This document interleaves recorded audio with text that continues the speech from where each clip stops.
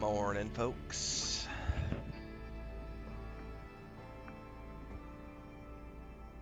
A little late this morning. I usually like to start by 5:30. It's closer to 5:50 right now, I think. I had some homestead stuff I had to take care of, some morning chores. Took a little longer than expected. We're going to start our...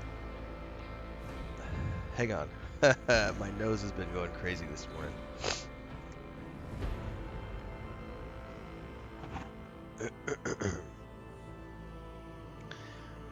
We're going to start our Adept playthrough this morning after I reached a game-breaking bug the other day in the Rogue Trader beta.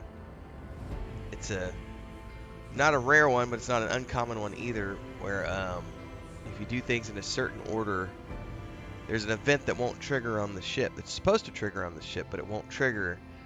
When you get off the planet at the end of Chapter 1, it's supposed to trigger a series of cutscenes that move you into Chapter 2.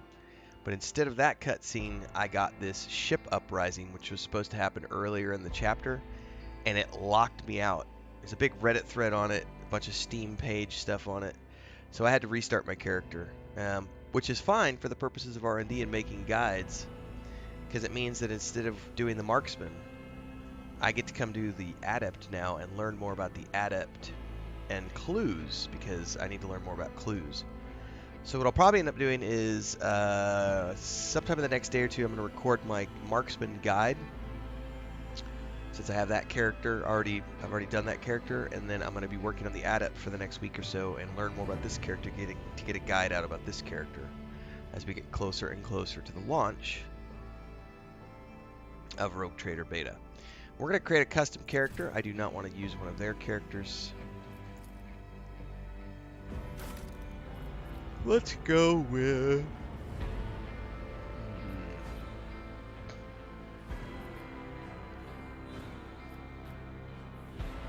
Nah, that's more of a fighter.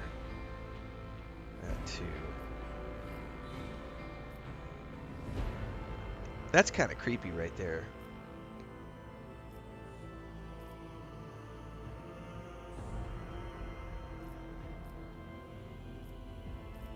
That's what I used before. I'll stick with that one. I don't mind that.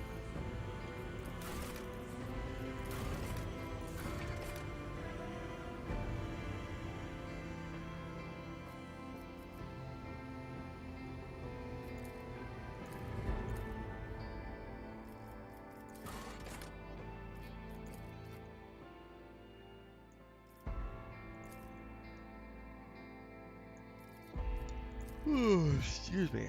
We need a beard.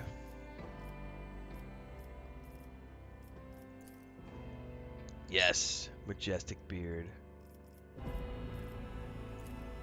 That's about more like what I have right now. We'll do that one.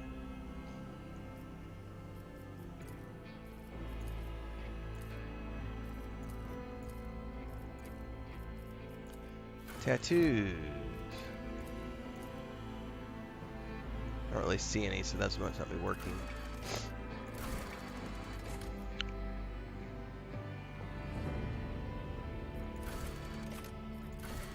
I think the Death World is the one that has the most features, so we'll just use that one for now.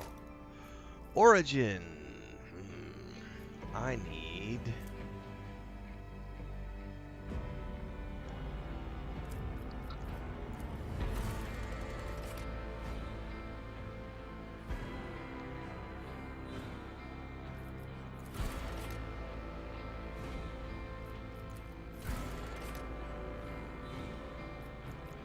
I mean, really, the only one that's fleshed out a lot is the Commissar, the Vagabond, and the Commander.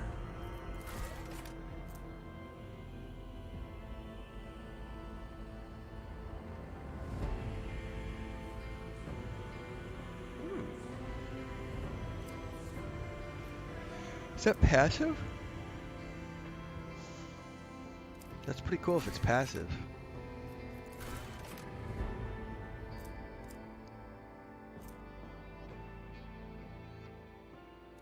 Ah, that's weapons.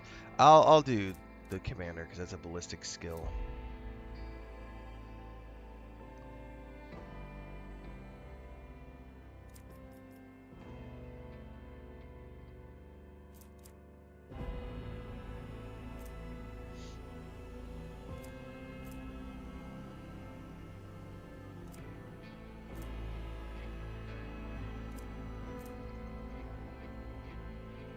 Ooh, that's nice.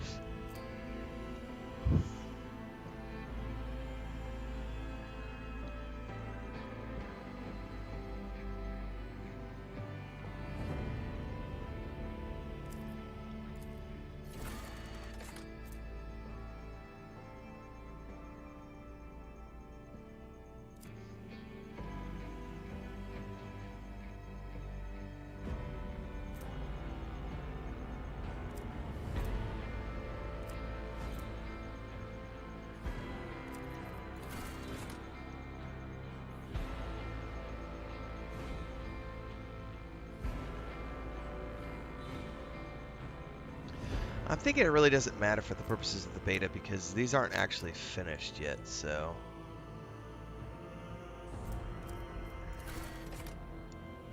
Okay, cycle.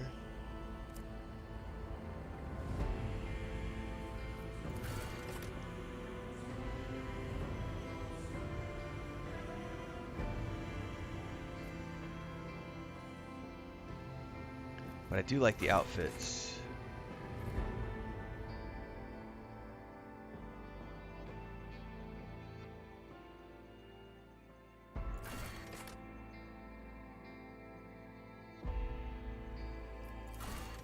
Let's try this, just because I like the way the character looks.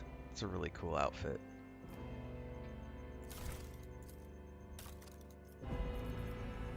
We're gonna go Adept. Alright, now, this is the most important thing.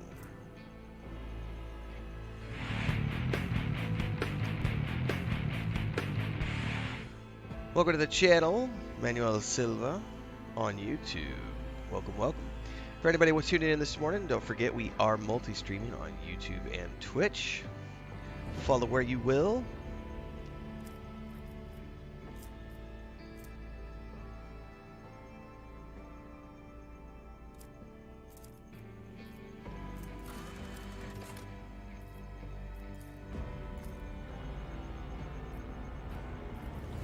I can only take that to 35. Interesting. Oh, because the Death World has a -5. I see. Well, maybe I want a different.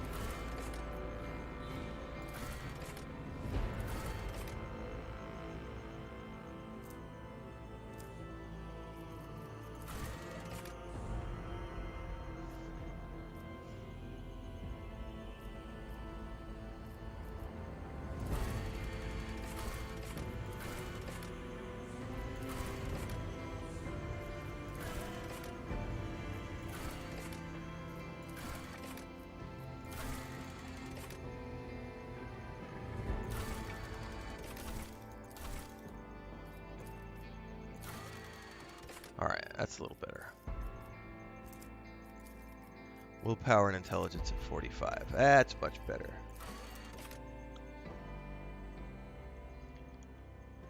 Physical ailments.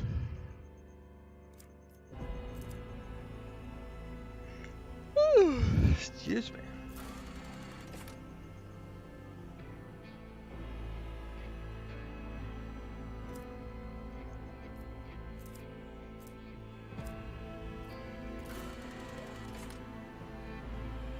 I don't care about physical strength. I really don't.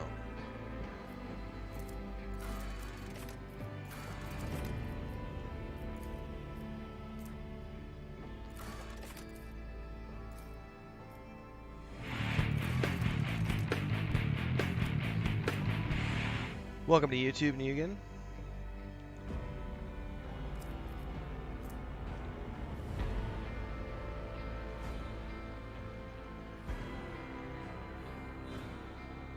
I think that gives me a pretty rounded character to start. I'm pretty happy with that.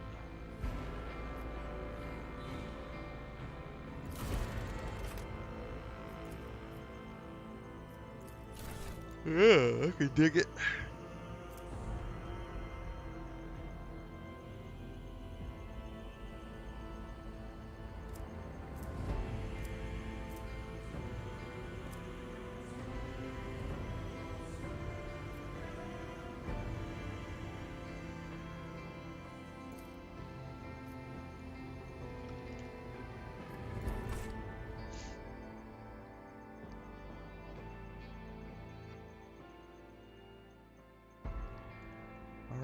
character is created. Let's move into the game.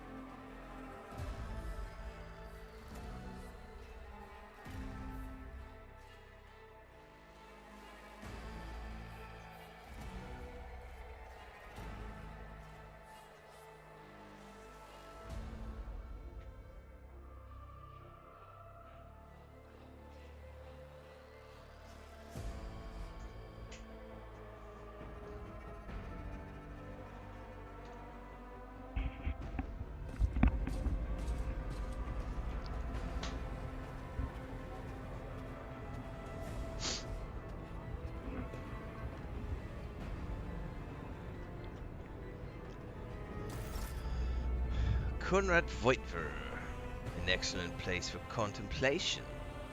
The man who has approached you is gazing down into the depths of the vast temple on one of the lower decks.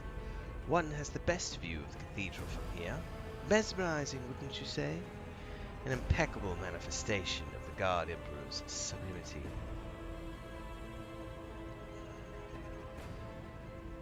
All this ostentatious luxury, this laughable pretense, it's enough to make one think that the architects meant to compensate rather than glorify. The man casts an intrigued eye over you. An interesting perspective. However, allow me to offer you a bit of advice. In the interests of your own well-being, you should frame your thoughts with greater piety. Demonstrating such a lack of care when choosing your words might be viewed by certain people as evidence of insufficient trepidation toward the God Emperor, the master of humanity.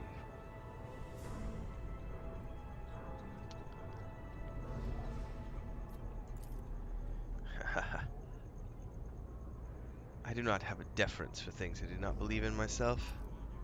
He studies your face with interest. Your positions won't protect you for long if you continue making such a pronouncement. Know that a fate more compelling and vengeful waits for you than being executed as a heretic. So this is Konrad, Master of Whisperers, in the employ of her lady, Rogue Trader Theodora von Valancius. Okay. My name is Renfail. He looks up and down with a thin smile. Or should I say Renfail von Valancius, scion of a blessed Rogue Trader house in the service of the Imperium. Alright. So I'm a long-lost blood relative.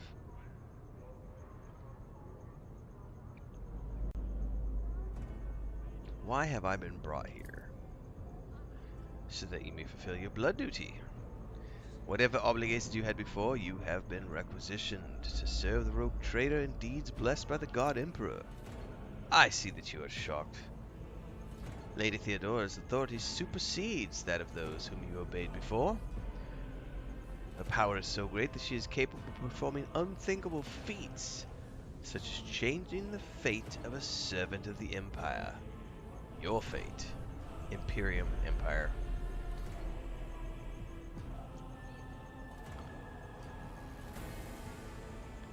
I assume you had some goal in mind when you sought me out? But of course, I've come to invite you to a meeting with Lady Theodora. I imagine you have many questions for your patroness, and I'm sure she has questions for you. The Lord Captain and Master Edelthrad von Valankius are conversing on the observation platform. Let us join them.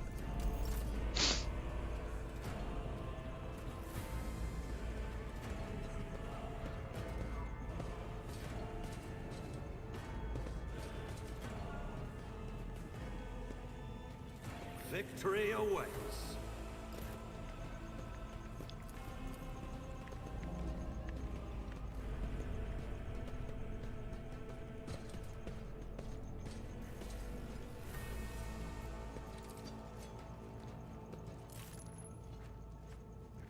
A candlelit opera with a copy of the 2348th volume of the Lex Imperialis, the Codex of the Sacred Laws of the Imperium.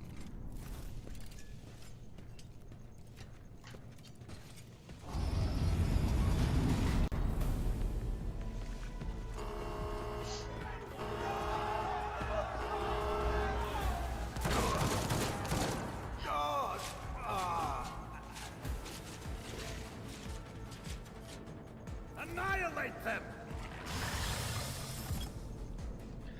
Battle time!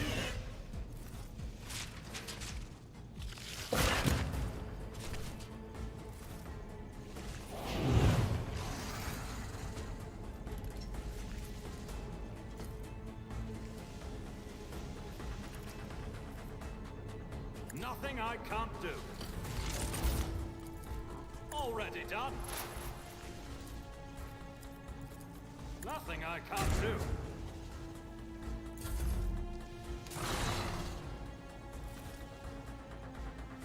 For the glory of the Imperium! Bye-bye, creature. I can scarcely believe it. On a day like this, what suspiciously poor timing for such an accident. Without taking his eyes off the dead beast, Voigtger removes the Voxcaster from his belt and speaks a few quick orders into the device. He turns to you. I've blocked all passages between the upper and lower decks. If this is a deliberate attack, it should stop the culprits from advancing their plan.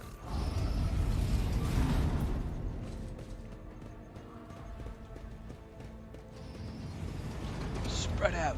No one's allowed to enter the premises. Stations! Alright, he's gonna stay here. I have to go find Lady Theodora.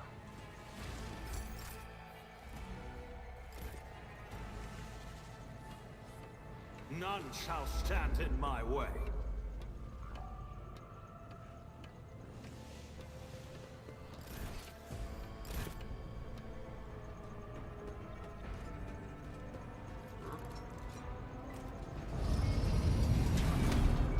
I'll lay claim to the stars.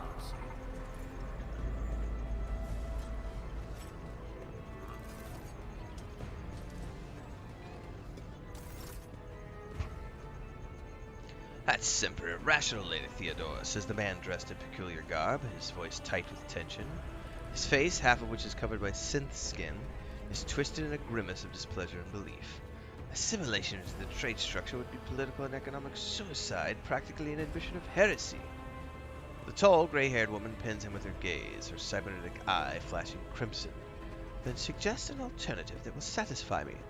I have described the situation, no worse than my seneschal would have done. Make a decision. What would you do with Aeon 4, Edelthrad? I'm going to survey the room. Your first impression of Edelthrad, who appears to be about 30 years old, is of a parchment-like skin stretched over a tightly bundled mass of sinew, implants, and bone. The nervously twitching fingers, the face twisted by a slight tic, and the jerky movements are all signs of some illness or defect that has taken over his physical form. In stark contrast, Theodora von Valankius' features appear as if they were carved from marble, eternal and indestructible. Head raised high, proud posture, hands clasped casually behind her back, everything seems to emphasize the difference in status between her and Edelthrad. Between the two of them, you see two more men. One is a gray-haired officer of impeccable bearing, who is studying the contents of his data slate. The other is a behemoth, bristling with holsters and baldricks containing all manner of weapons. Our second candidate has joined us. The dry female voice and the powerful feeling of being watched force you to look at Theodora. She is staring at you, and her gaze, like herself, is predatory and impressive. Approach. Give me your answer.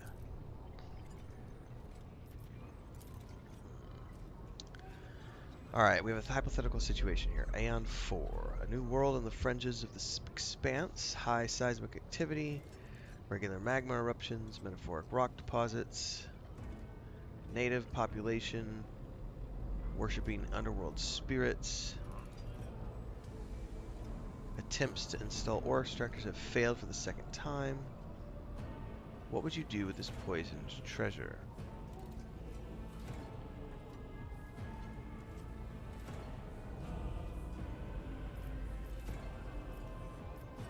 I'm going to go with Lore Warp. There are ways to confirm whether what is happening to Aeon 4 is witchcraft or not. Aeon 6, sorry. Might cost several psychers, but it will give us the answers. Thorough, but presumptuous. Took me a great deal to find one psyker who would serve me well for many years, but you speak of several. Ethelthred looks at you with the warmth of a snake. Shankton psychers are rare and invaluable instruments of the Golden Throne. Or do you suggest that we use heretics? Rather careless of you to utter such profanity in the presence of his faithful servants.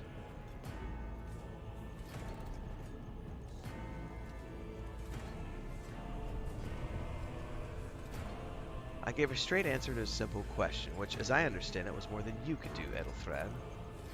The color drains from his face. Insolent, ignorant upstart! How dare you! Ethelthred? Theodore's tone renders him silent. I believe I gave you an assignment on this ship. Explain to me then why my senior congregator is still dawdling about the officer's deck instead of proceeding to the middle decks to commence the inspection of the compartments in his purview. I beg your forgiveness, Lady Theodora. Your presence has such a profound effect on me that I forgot the time. Ethelthred bows ceremoniously and takes his leave without sparing you another look.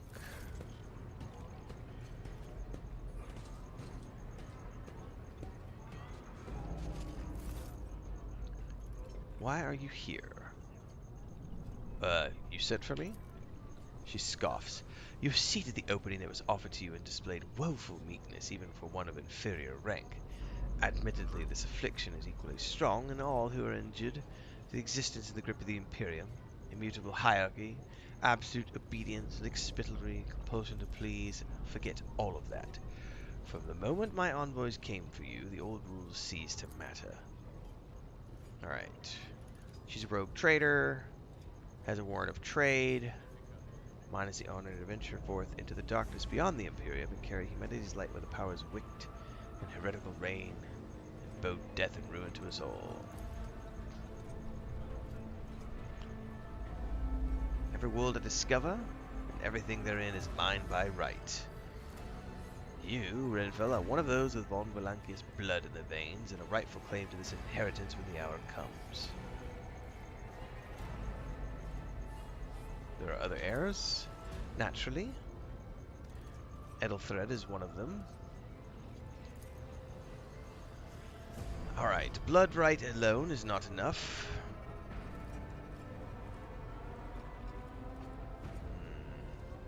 So apparently Kunrad Voigtver was an heir for years before he made a mistake.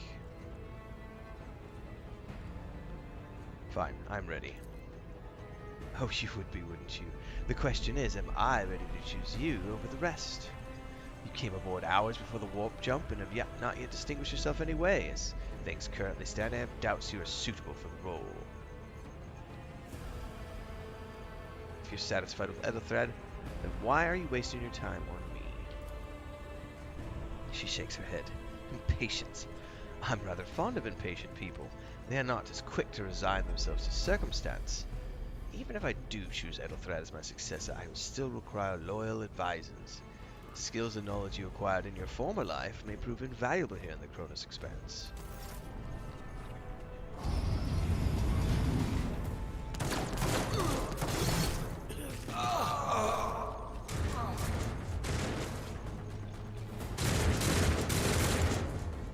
I'll see you terminated. Crush him!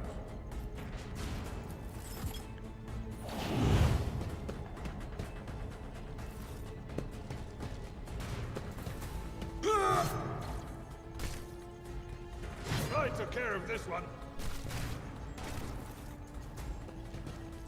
Go, Mort!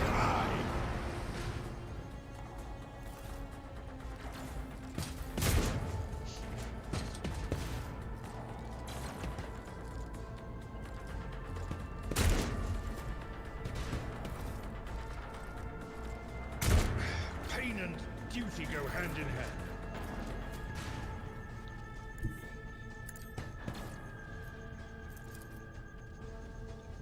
Suits my purposes.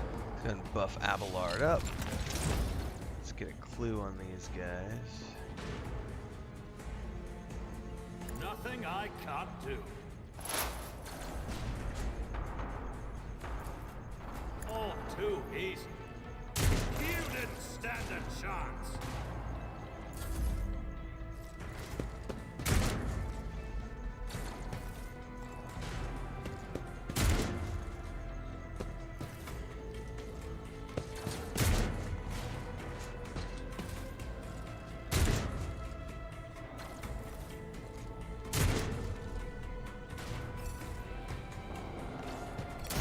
This'll leave a scar.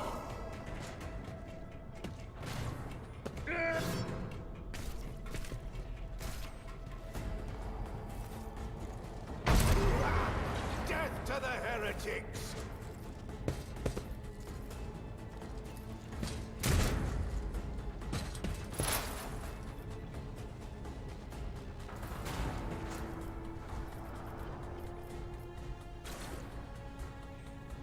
Nice.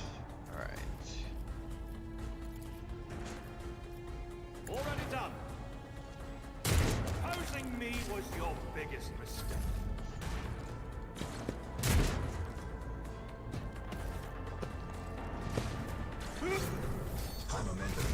I've suffered worse. How'd you like this? God, I like her laser pistol, man. Plasma charge is pretty One dope. fewer target.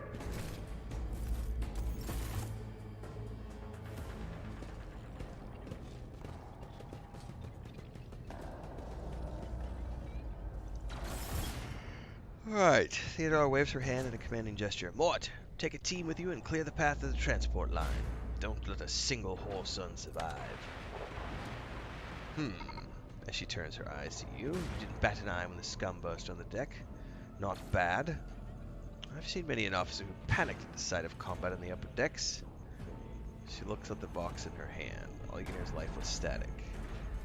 Well, the incident with the beast in the officer's back may be connected to what's transpiring now. Possibly. Quite likely. We'll investigate later. Right now we need to isolate the affected compartments and assess the situation. What are your orders? Mort has gone ahead to clear a path. If you want to make yourself useful, go after him and see if the archmilitant requires aid, and be quick about it. Okay.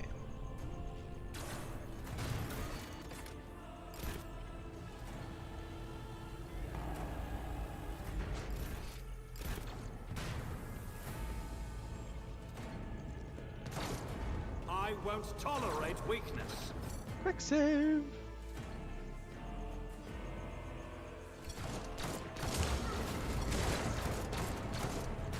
Which way did he go, though?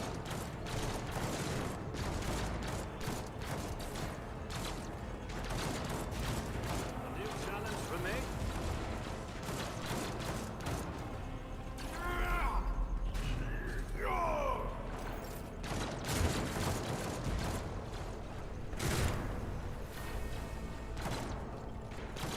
Follow my lead.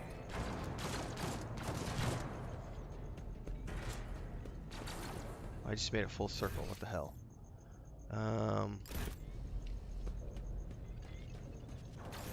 Did he go this way?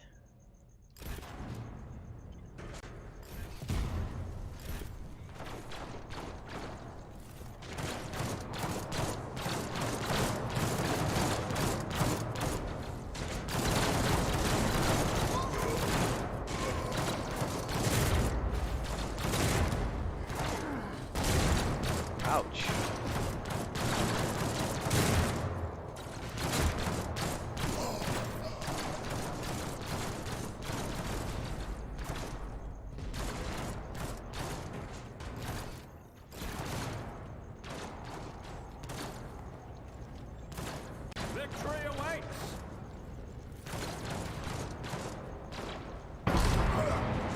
like that's more.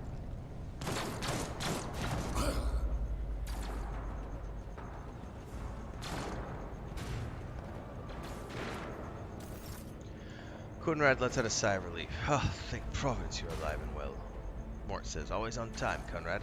The moment we finish chasing riffraff, you show up. Yeah, always just when the fighting's done. You can set your chrono by it. Mort, pull yourself together. The arch-militant looks back at you. Wait. The Lord Captain sent you to shift us along. We're all done here. Report right away. He pulls his Vox out and reports the situation.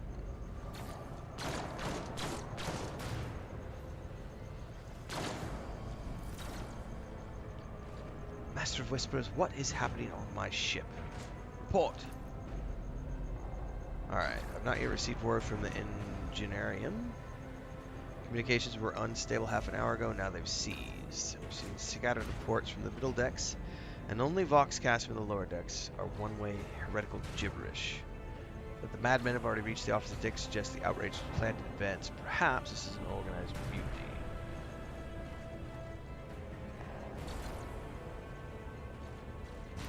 Alright, must provide immediate assistance to those in the middle decks. First, we have to confirm that the bridge and the Navigator's sanctum are secure, and I have the means to do both things at once. Her expression changes as her eyes flash ominously. She looks at Voiker.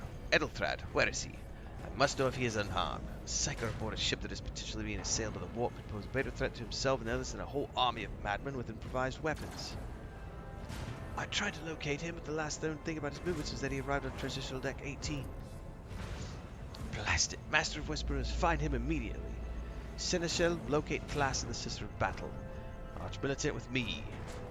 You, Renfail. She glances at you thoughtfully. Conrad says, if I may, Lord Captain. Transitional Deck 18 is at the heart of the disturbance, and if our goal is to bring Edelthred back, I could use some support. I am not as adept at directly confronting enemies as the House of the esteemed Arch-militant, and taking into consideration Edelthred's psycho powers. Morning, Assassin Gamer.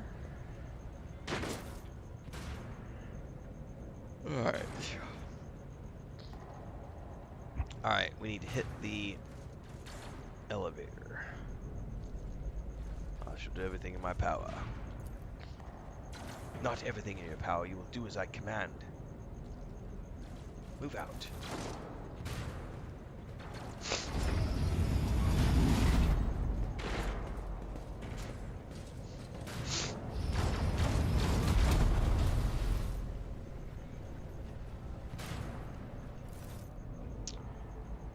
It's a long walk and you don't even have proper gear? Goo. Ha! Lead the way.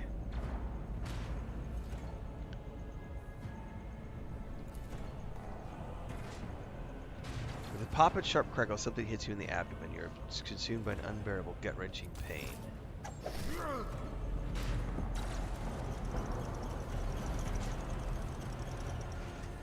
I promised you a special destiny, Renfail. It's time to fulfill it. Betrayer!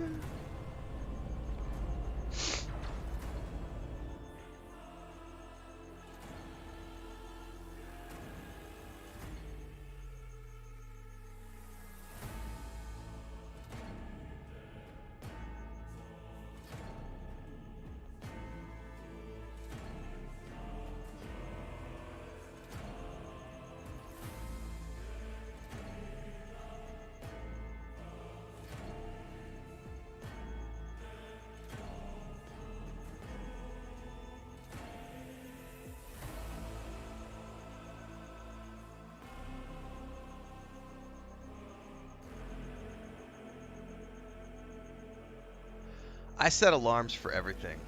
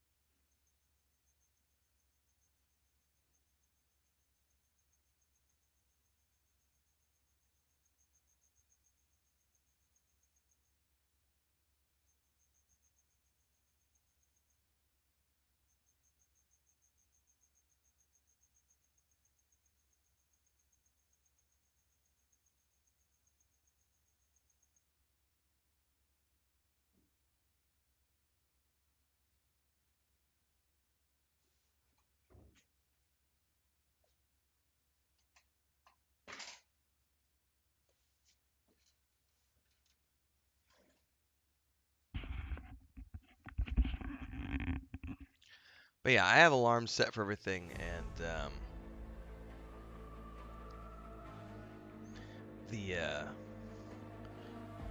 it's chores in the homestead, so I got to get up early and get all the cats and take care of the chickens and everything.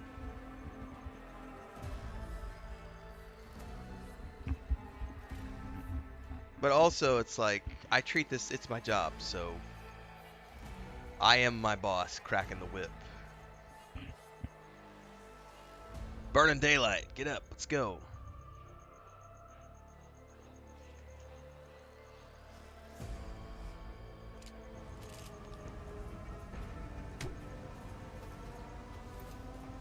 Man, they kicked me to wake me up.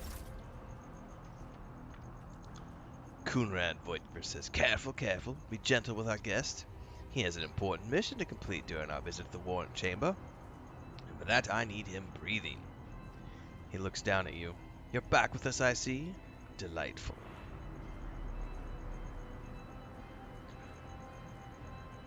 More. Good morning, Varangian. It's not so much amazing assassin as just it's a lifelong dedication to routine, discipline. It's discipline. The alarm goes off 5 o'clock. You tell your whiny little bitch body to shut the fuck up when you get up out of bed. Go do it. You must have hit your head harder than I thought. No matter. Very little is required of you, just your blood, which you can either share with your own violation or I will spill it for you. We're in the anteroom of the warrant chamber, the void ship's most hallowed vault. Beyond those gates lies the relic that gives Theodore all of her power, the sacred warrant of trade. Only one obstacle remains in my path to obtaining it. The gates of the chamber are guarded by the sentinel, which will only open the door to the true heir of the dynasty. I expect to do that part myself, but never mind. You will offer your blood to the sentinel. What is it, inbred? Is your blood too thin for the sentinel? On the contrary, the warp's blessing has raised me too much above your kind, Von Blankus. The sentinel refused to submit to me. But you can help. After all, isn't that what family's for? No intention of helping you. I'm afraid that you, Renfail von Blankus, have no choice in the matter.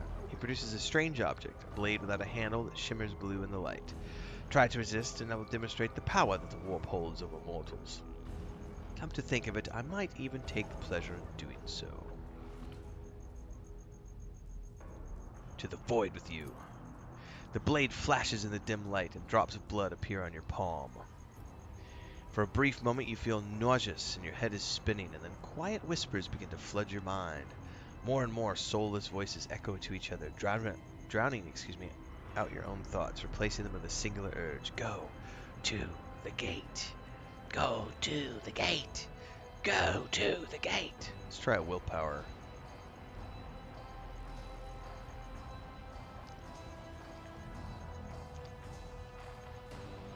Yeah, we have roosters, and everybody around us has animals too, so there's pigs, turkeys, ducks, chickens. So yeah, 4 o'clock, 4:30. If I'm not already up, usually I'm up by 4:30 because of the cats. The alarm is set for 5. But the big thing is we got to bring the male cats in. We got to bring them in the house at 5 o'clock. Because they go across the road. And we already lost one of the kittens. We lost one of the cats, about, 4 months ago now, which was Christina's baby. And so we've been hyper vigilant ever since then. And they're fixed. Their male cats are neutered, but they still like to go explore. Our female cats don't. They stay in the woods behind the property, but the male cats go across the road into the field. So at 5 o'clock, I get up and I go bring the male cats in. I gotta go. Usually they come pretty quick if I call them. And then once they're locked down, I feed them. Then the female cats show up and they get fed, and then we do the chickens. And then by that point it's usually 5:30 and I come start work. Stream till about 7:38, do video production, and then usually I take a nap at like 11 o'clock and I'll sleep for a couple hours. Then I get up, I do more work, sometimes an afternoon nap, and then I do the evening stream. Go to bed at midnight, get up at 4 or 5. You know, so it's just I have a weird schedule. It's not a normal schedule. All right, fight the voices in your head. Get out! I am not your puppet. I failed the willpower check. The voices in your head giggle and mock your desperate outcry. You feel this intruding influence forcing you onto your feet and making you take a step towards the gate looming in the center of the chamber.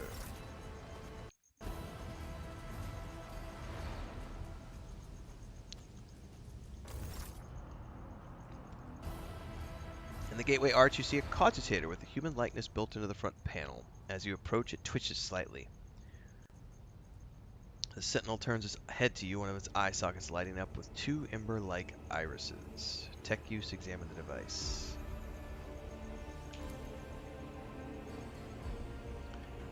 Morning, Adam Barrett. I can't speak this morning. I'll just say good morning, Adam. Tech use succeeded. You carefully inspect the design of the gate cogitator. What immediately catches your eye is the strange alloy that was used as material for the machine's components, some of which are unfamiliar to you. You suspect you are looking at a technological relic known as an archaeotech. The servitor on the gate begins to move, and with a screeching and groaning of metal, it leans forward closer to you. Its lower jaw opens with a drawn-out shriek. Its mouth is filled with sharp metallic fangs that glint in the dim light. The vid screen to the right lights up, showing strings of mysterious symbols on a green background. A whisper runs through your consciousness, insisting, demanding sacrifice. The voices that filled your head after Voitver wounded you with this blade did not go away. On the contrary, their source coiled itself into a tight knot somewhere in the depths of your mind. Look for anything you can use as a weapon. Nope, I got nothing. Look back. Did you forget something, Renfail? I suggest you hurry. Place your hand into the maw. The sentinel's jaws clamp around your hand, puncturing your skin and sinking into your flesh. A few dark drops fall into the servitor's throat, and immediately you hear humming as the servo motors begin to start and the pump stirs into motion. The vid screen flickers. Several long minutes pass. The sentinel's jaw remains closed. You're beginning to feel sick. Perhaps if you're leaning against the gate, you could catch your breath. Maybe if you can close your eyes and pretend none of this ever. High levels of caustic humors. The subject is in a state of heightened stress. Do you require assistance? You do not understand where the quiet voice is coming from, crackling like static. Is it the sentinel? The cogitator? A figment of your weary mind? Whatever it is, you can clearly hear every word. Yes, I do require assistance. Pain shoots through your head and subsides just as quickly. It seems the entity coiled in your consciousness does not have the ability to do any real harm. Request accepted. Initiating defense protocol. It is pretty. It's been an awesome game so far. I was really enjoying my marksman playthrough. I was about 30 hours in, and I got that game-breaking bug which wouldn't let me continue into Chapter 2, so I just restarted. And I'm going to play an Adept now, which is fine because I need to learn all the classes before the launch, so this gives me a chance to learn the Adept and make some new guides. I won't tolerate weakness. It's going to be good.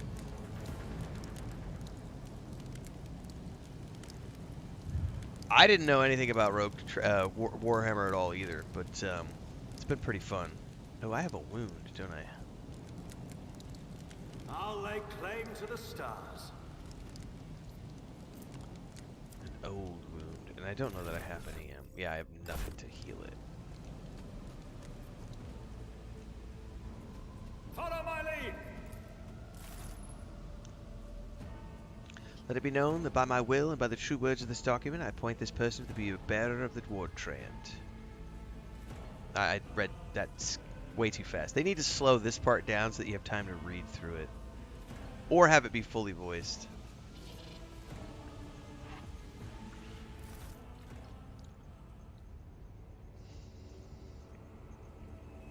The servo skull's creaking gradually turns into comprehensible words. Escort the child of the house to safety.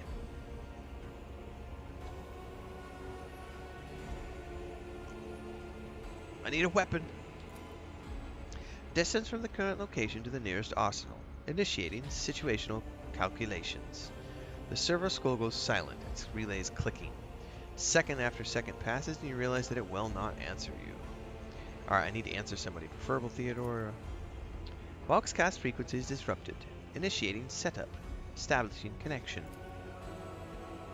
In place of the mechanical screeching, the servo skull's box projects the voice of Theodore von Valankius, distorted and ridden with static, yet recognizable beyond a doubt. Boxmaster, restore communication with the Navigator's sanctum. I'm trying to contact the bridge. If anyone can hear me on this frequency, regroup all available forces and head to the upper decks at once.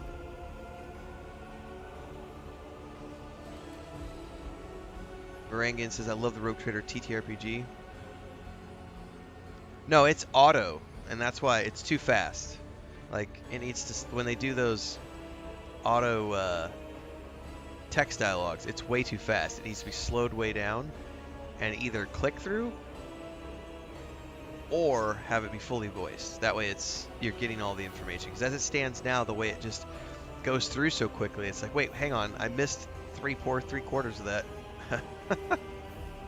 Alright, what madness is here? Who are you? Who addresses me? Mobile unit of the Warrant Sentinel standing by. So you're the Warrant Sentinel.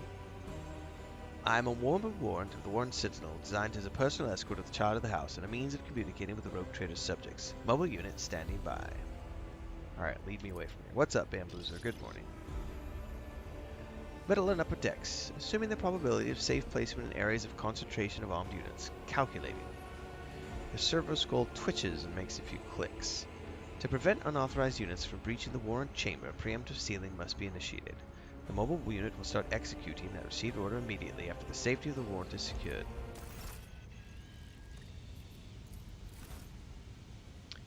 Okay, I, the bearer of the warrant of trade, bestow upon them in the dynasty the great mission. To be the paragon of humanity, unbroken by adversity, to walk bravely in the first in the darkness, to unite, and blah blah blah blah. Let's see how fast it goes. Duh! It's really annoying. Alright. New challenge for me.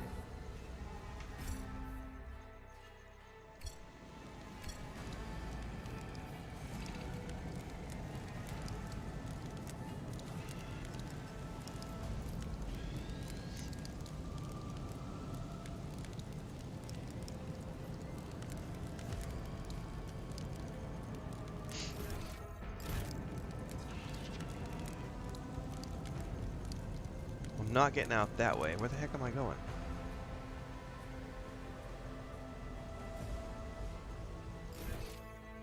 I don't see any doors here.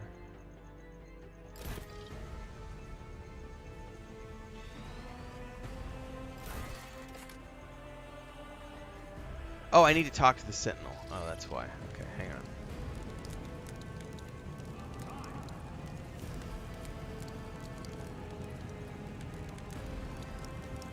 Where is the Sentinel? There it is.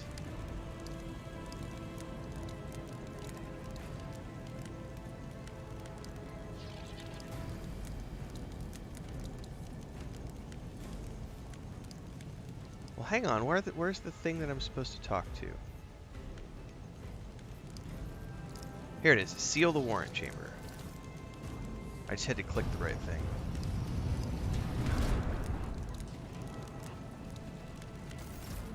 There is no setting to slow it down, no. Seneschal Abelard Wissarion has lost some of his former polish. His forehead is sweating and one of the sleeves of his coat is torn and soaked through with blood. Nevertheless, despite his heavy breathing, he stands firm and his gaze is demanding, albeit somewhat surprised. Master Renfail, what are you doing in the warrant chamber? How did you... He surveys the carnage around him. His brow furrows and he places a hand on his weapon. Throne preserve me. What is the meaning of this? I'm gonna... Conrad Voiter is a traitor. When he parted ways in the office decks, he stunned me somehow and brought me here. What?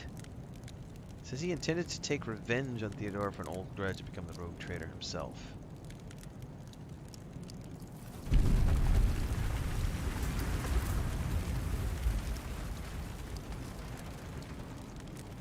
holy god, Emperor.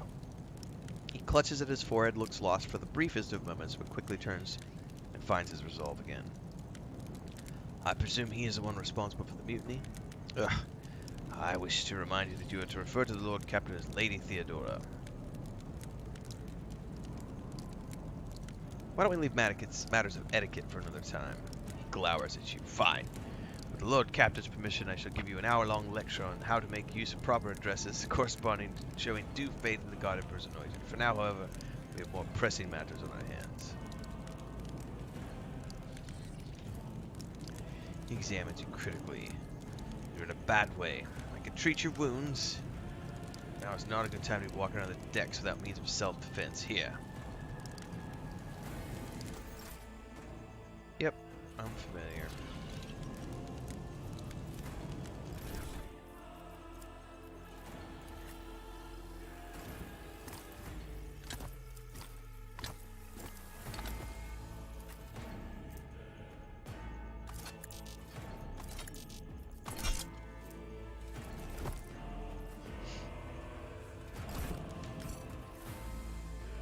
Alright, Abelard.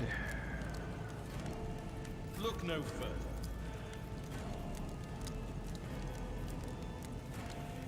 This wound will make a fine scar. Thank you. Now, where were we? Now you're prepared for the trials ahead. The lower decks are teeming with heretics. That's the least of our problems. The ship's enforcers are rounding up the scoundrels and suppressing the resistance. The situation on the middle decks is much worse, though strike teams have already been dispatched. All communication to the bridge and engineering bay was lost, so apart from scattered voxcasts, we have no information to go on.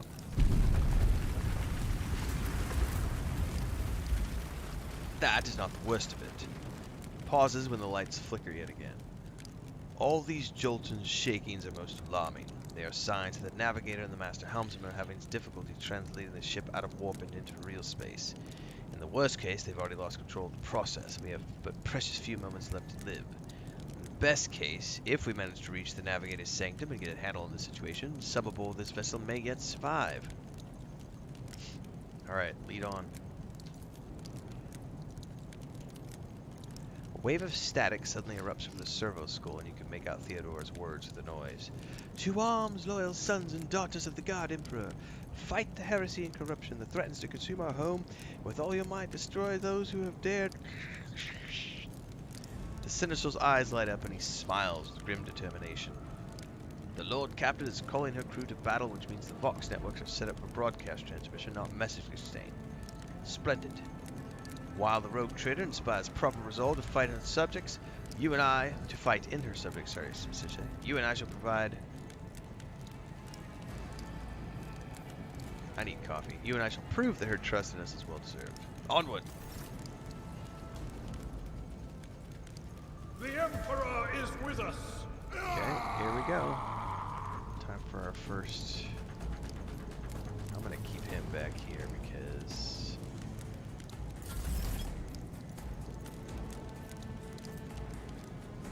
At your beck and call.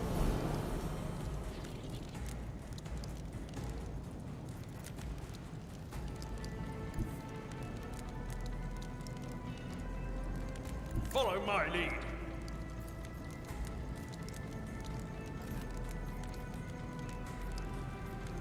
Indeed. I took care of this one.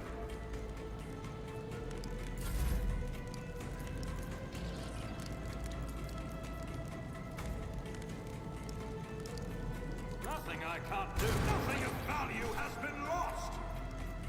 Not a problem for me. I don't have any abilities yet that let me do anything with clues, so there's no point Oh, my ears. doing anything.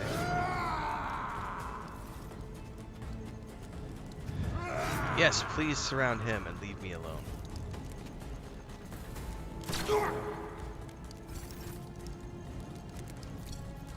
I will do my reduced to dust.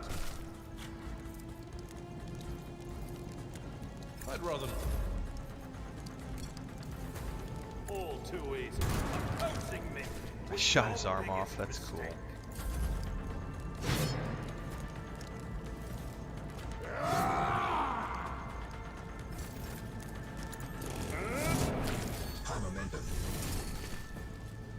Alright, we got our first level up.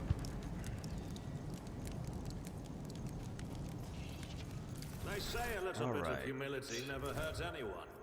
I help others better themselves by wholeheartedly humiliating them at every step. We'll do logic. Alright, now I get to use it. I get an ability here.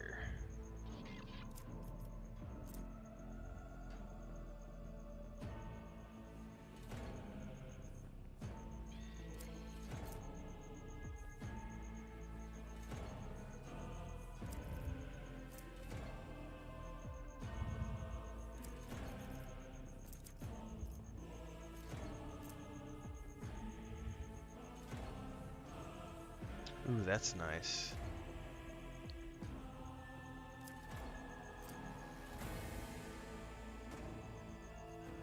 Ooh, we can heal wounds.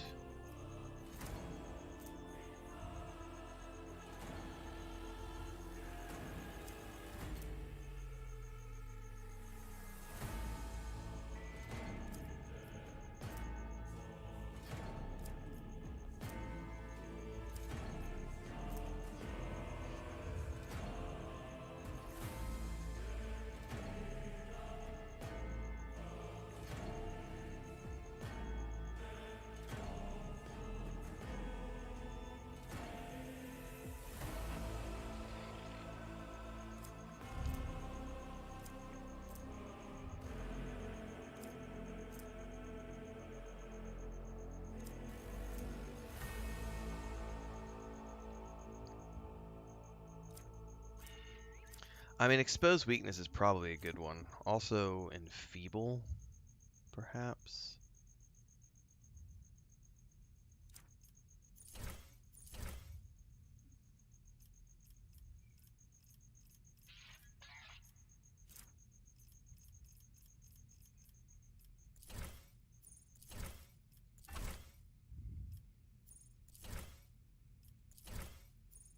Kind of looking ahead, seeing what I can get later on.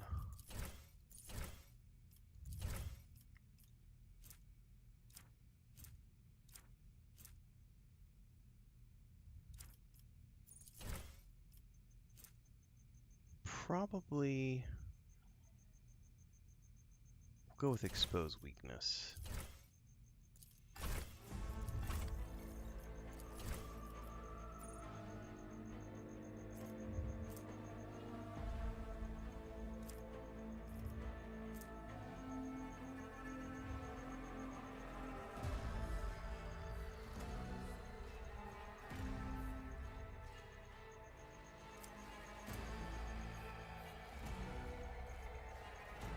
Ooh, forceful strike sounds fun.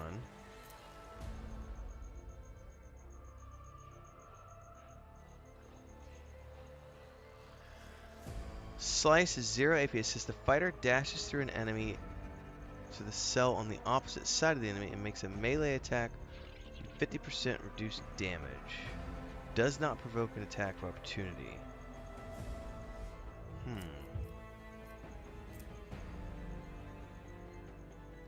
I'm gonna take Sworn Enemy for the boss fights.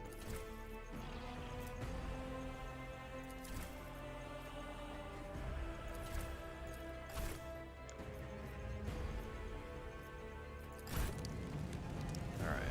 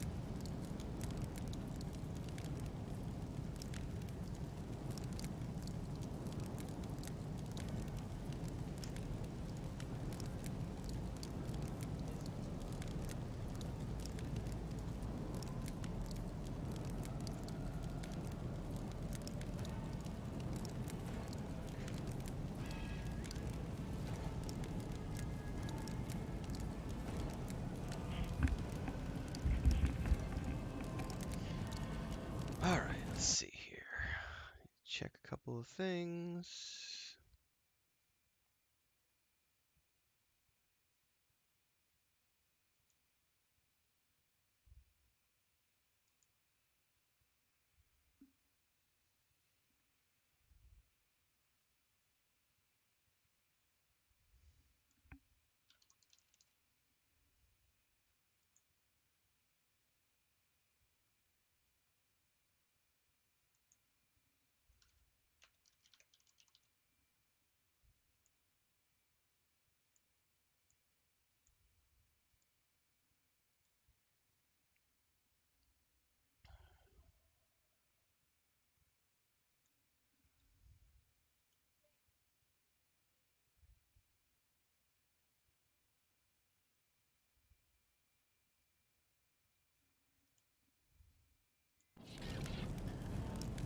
Alright, I think we're ready to continue here.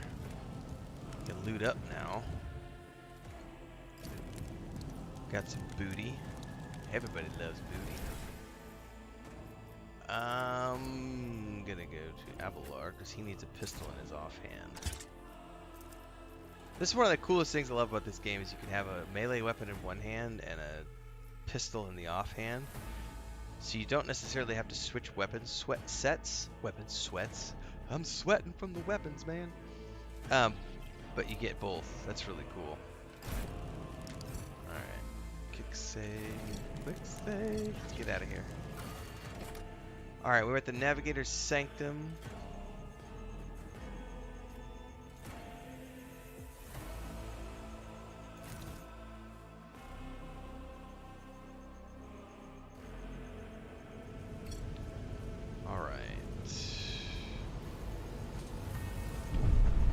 Uh-oh.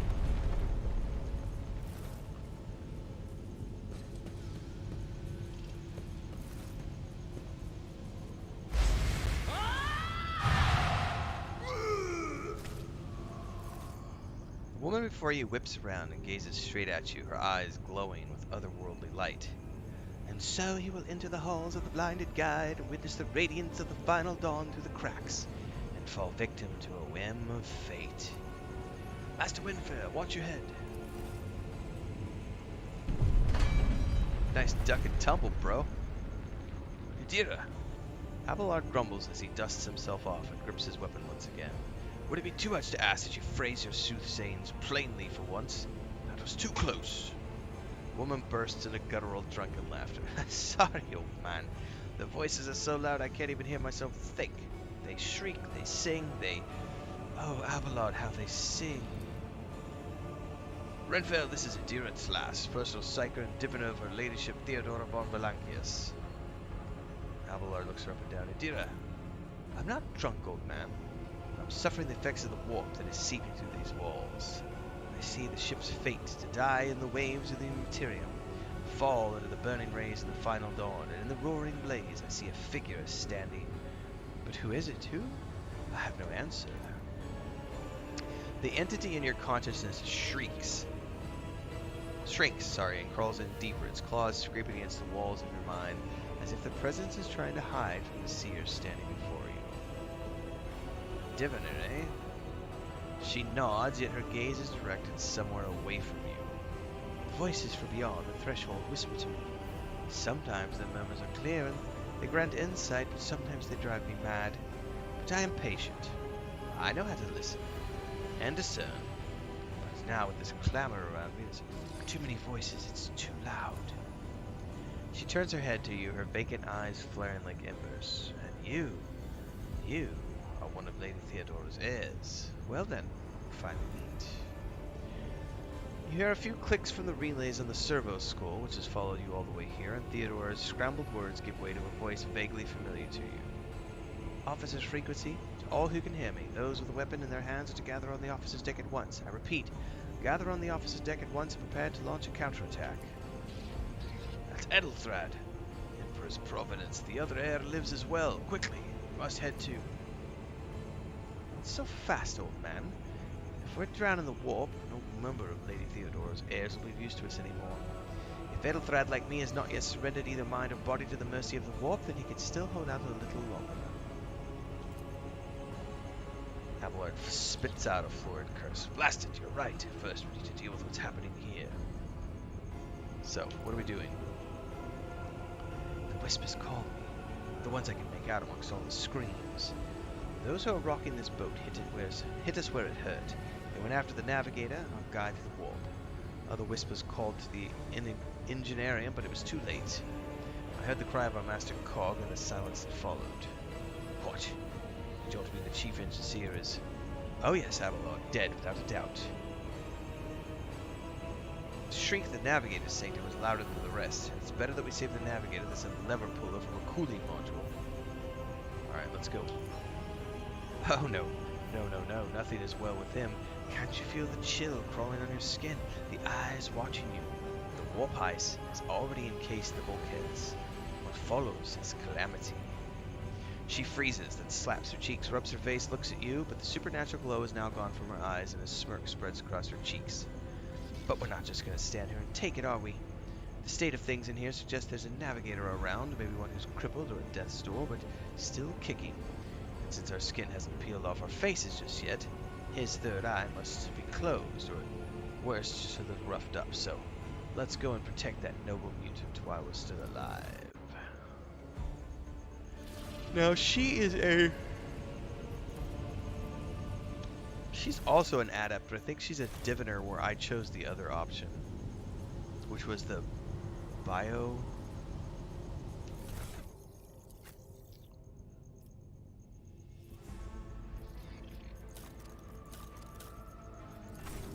My whispers crave entertainment.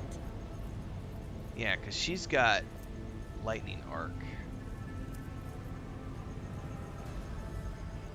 So it's a little different.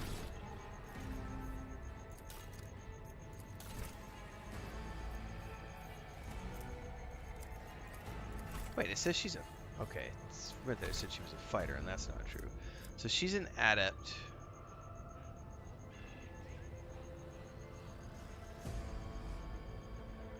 As well, but she's got different abilities.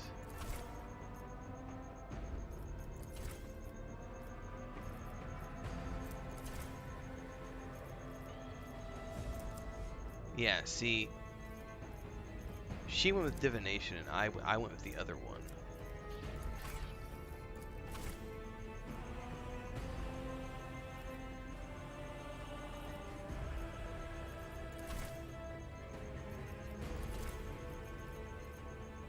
Biomancy is what I chose.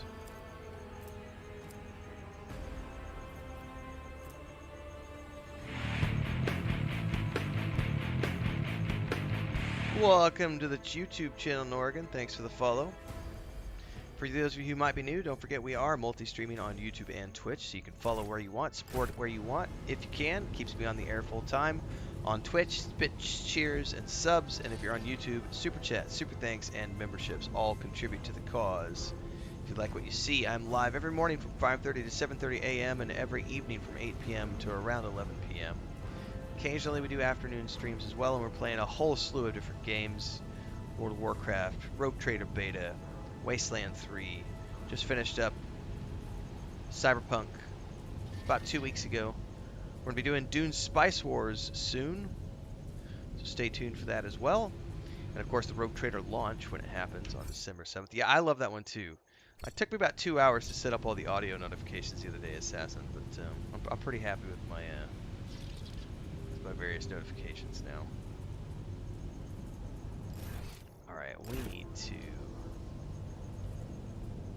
probably open that door. I don't see anything else that we can do here. I go where the whispers lead.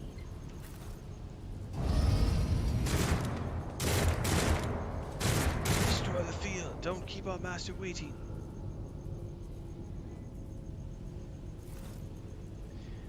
Combat scenario.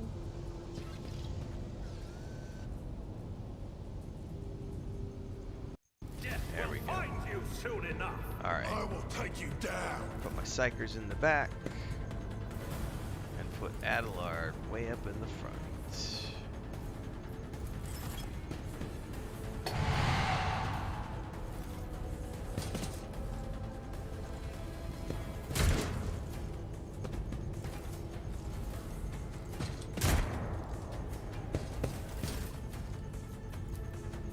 Alright, now I actually get to do some fun stuff here. We're going to study enemies.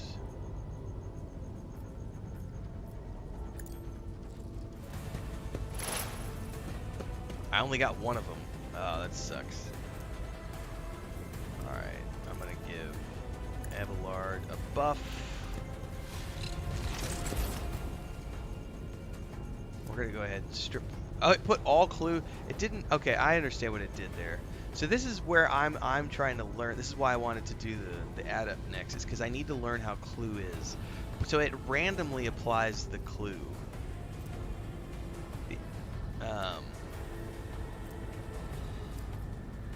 Study enemies. The Adept randomly distributes stacks of clue marks. So what it did is it just assigned all of the clue marks to one mob. Well, we're going to take one of those away to do the expose weakness on him. So he now is... Hang on, get rid of that.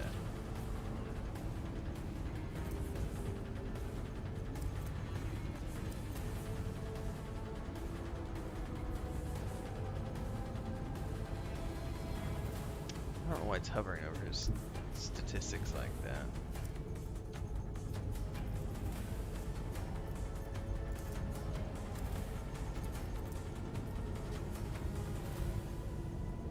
So it's applied to him now, which is very nice. Alright, so I can now get rid of my turn.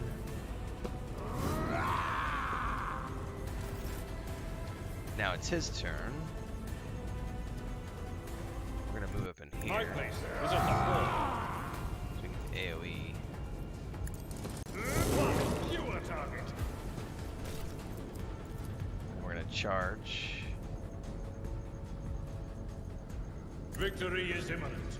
Oh, he charged all the way. What the heck, Abelard? That's user error, probably. It's all good. Alright, now she could do the same thing. We're gonna study the enemies. Alright. And now we can go ahead and...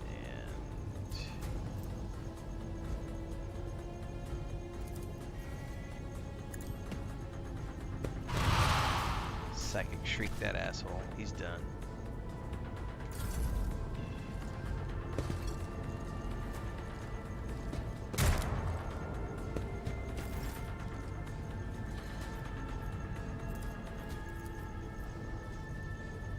Actually, hold up. Let's go ahead and expose weakness. I'll pass. Oh, why not? Is it line of sight? Yep.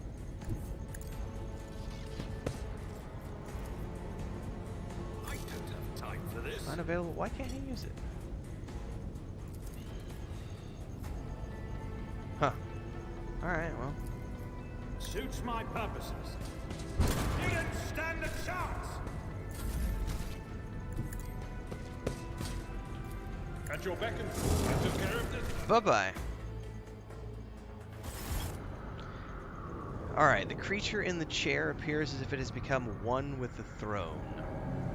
You see pink parchment skin stretched between the seat and the limbs that have too many joints for a normal human being.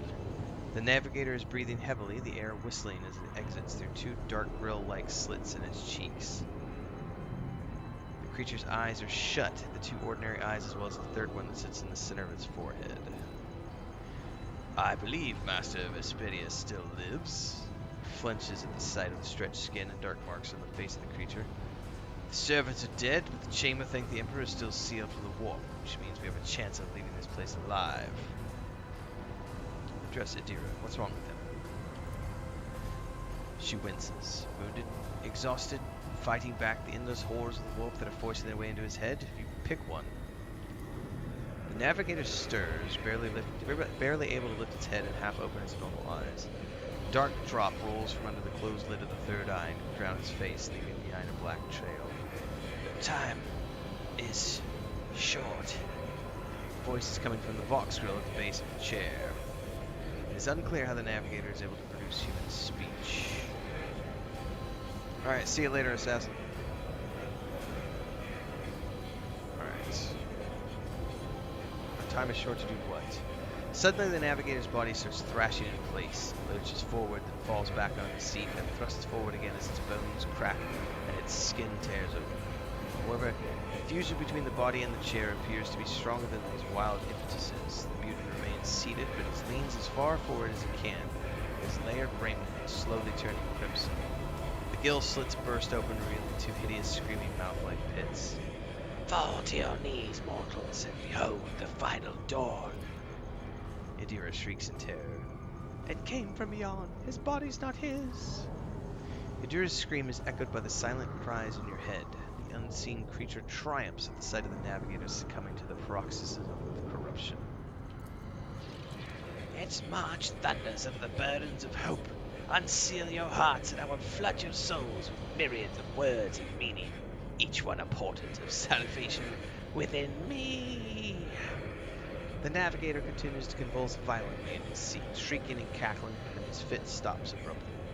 His face is drenched in black and crimson, with dark ooze from under his third eyelid, turning from a trickle into a stream mixed with the blood coming out of the nose, and there is a purple swelling around the eye. Run! Flee from this place while I still have the strength. The words come out of the Vox as a labored rattle. I can contain the intrusion, but not for long. We must begin the translation. Leave the warp, but it can't be done without the Master Helmsman's help.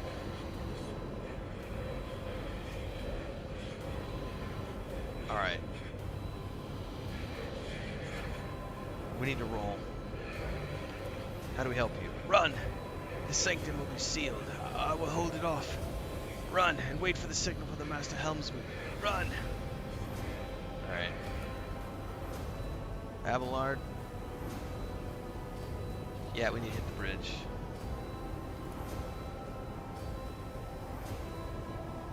Expedious, good luck. Thank you. The Navigator does not give her a response. Black tears mixed with blood are streaming from under the closed eyelids. The box at the base of the chair is bellowing out static interspersed with distant echoes of otherworldly laughter. That, my friends, is what happens when the warp takes over your ship.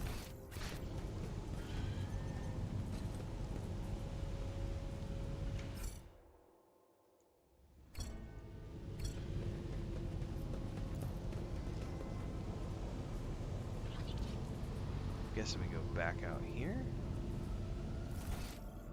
Oh, hang on, there was stuff in here. To the stars. I forgot to loot.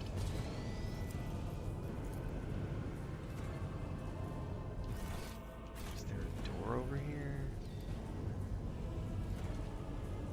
No.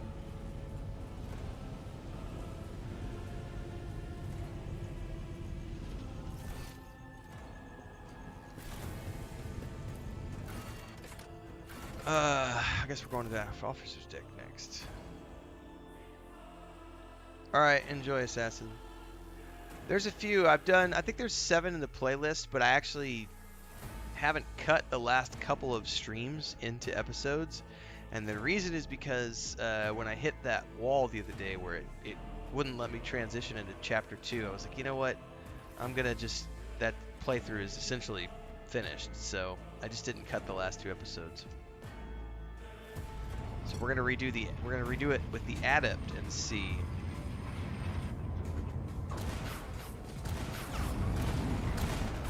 See where it goes from there.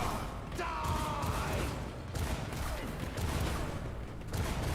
Who wants some more? Things are looking kind of dire on the officer's deck. I shall pity not your enemies. I shall not heed their pleas. No mercy.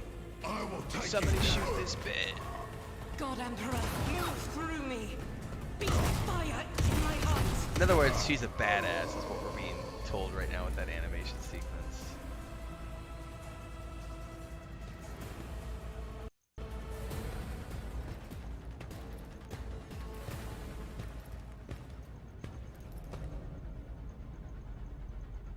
Chains wrapped around her weapon.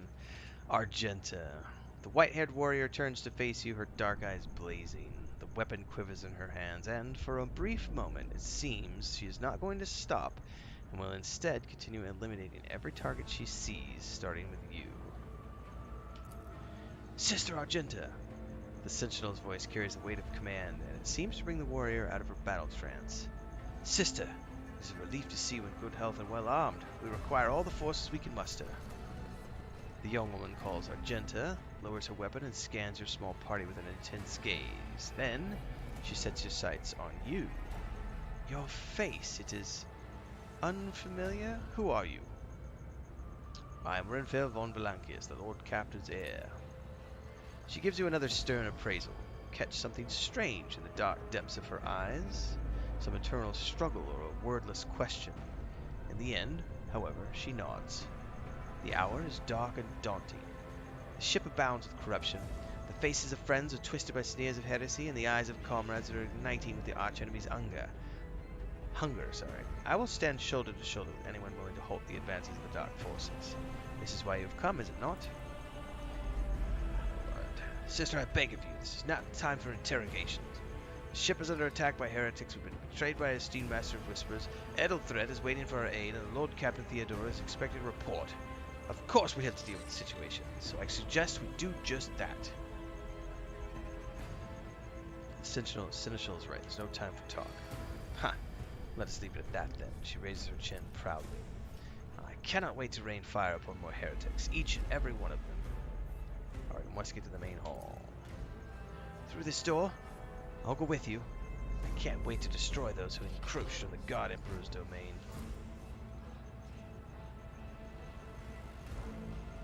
The Overseer says we will follow. For now, we'll hold off any heretics who might try to crawl in through the cracks. Alright, sister, ready.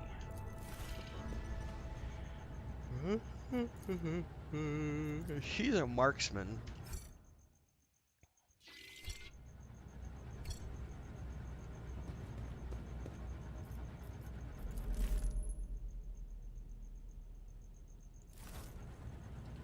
Alright. Follow my lead. That is a quick save moment right there.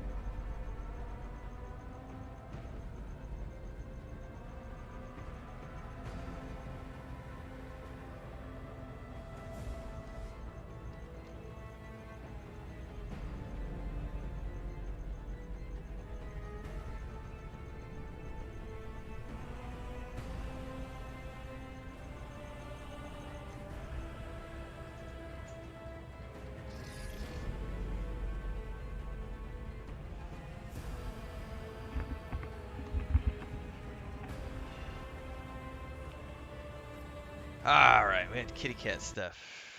Checking out all the morning activities here.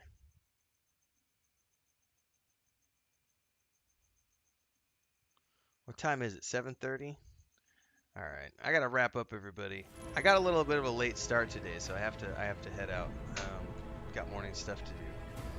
Getting ready to go buy, I don't know if I'm gonna buy it today or tomorrow, but I gotta measure all my dimensions and get everything written down. But I'm gonna build a standing desk for the office. So when we first moved in, we bought these tiny little wooden desks that I've been using. They're actually just tables. But when we moved in like a year and a half ago, I guess it's been close to 2 years ago now, we just bought these off the street. There was some dude who had a little furniture stand, and he had, I don't know, bookshelf and like 5 tables we bought and a couple of bed frames, and you know, spent a couple $100 for some local dude making carpentry stuff.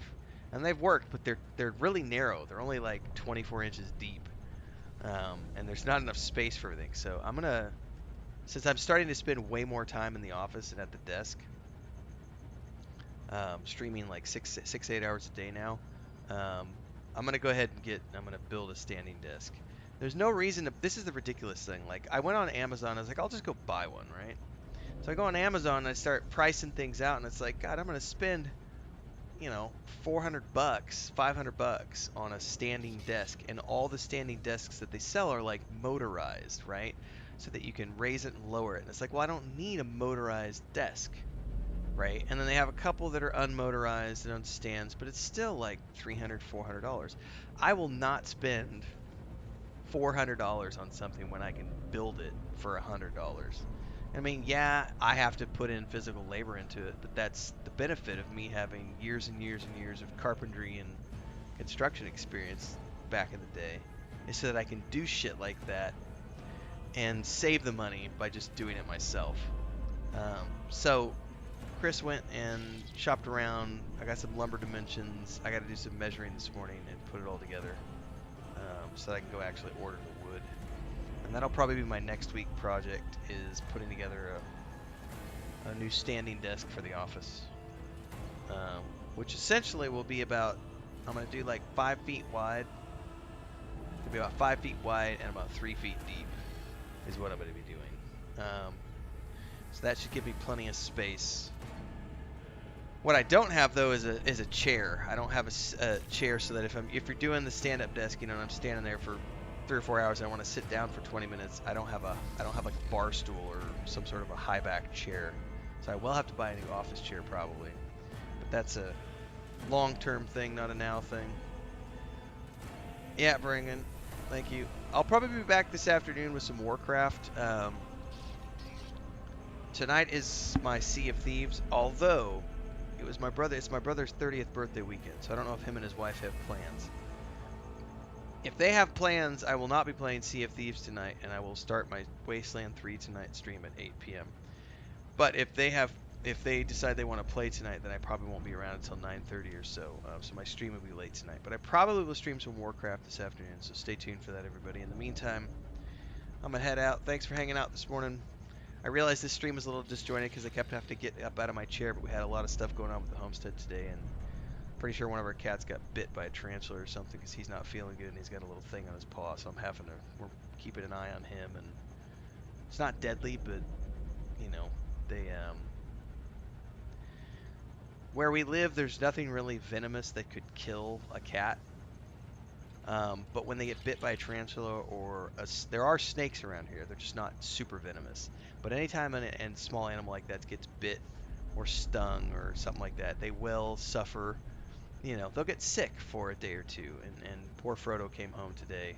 He actually didn't want to come in. He was across the road, sitting on the other side of the fence, just like hunkered down, and I had to go get him, and he was all just trembling, and I was like, Betty, what's the matter? And when he gets scared, like if there's fireworks, he starts getting the shakes and he gets all trembly and scared. So I don't know what happened. I don't know if he got bit. We found a little mark on his paw that looks like it might be a bite mark, but it's also got a scab on it, so it might be older. We're not sure. But he was all sorts of like, for the past hour. He finally stopped shaking. Like he was just for like an hour and a half, just like had the shakes and just was hunkered up. And Now he's on the bed cleaning himself, and he seems to have calmed down, so he's definitely feeling better now. But we had to give him a couple drops. I gave him a couple drops of anti-pain medication just in case. So anyway, that's why I kept ducking out this morning. We've had cat stuff I got to take care of when you got a homestead. Bam says, enjoy your day. Thank you. Varangian says, my shaman should be 60 by then. Awesome. Well, I'm having a lot of fun in Dragonflight. That storyline has been fire, man. I'm can't wait to get back to it. It might not be this afternoon. It might just be in a few hours I'll have a stream up. You never know. But I'm gonna go hang out with Chris, get some breakfast, check out all the animals, maybe take a nap. I'll be back later. Catch you guys then.